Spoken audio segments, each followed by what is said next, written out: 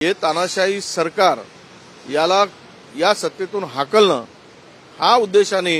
राहुलजी ज्या यात्रा करतायत आणि या देशातील लोकशाही वाचवण्यासाठी करतायत,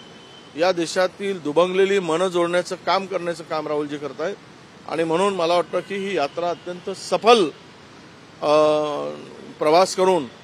जवळपास 6700 किलोमीटरचा प्रवास करून 15 राज्य 110 जिल्हे एवढा मोठा लांबचा प्रवास करून यात्रा आता मुंबईत उद्याला पोहोचते आहे आणि त्याच्या स्वागताची जय्यत तयारी हजारो लोक उत्सुक आहेत या यात्रेचं स्वागत करायसाठी। ती तुम्हाला उद्या दिसेल आणि मुंबईमधल्या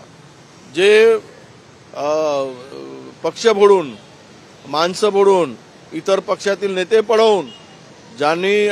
हा राज्याला हे राज्य पुरोगामी राज्याच्या अस्मितेला जो काही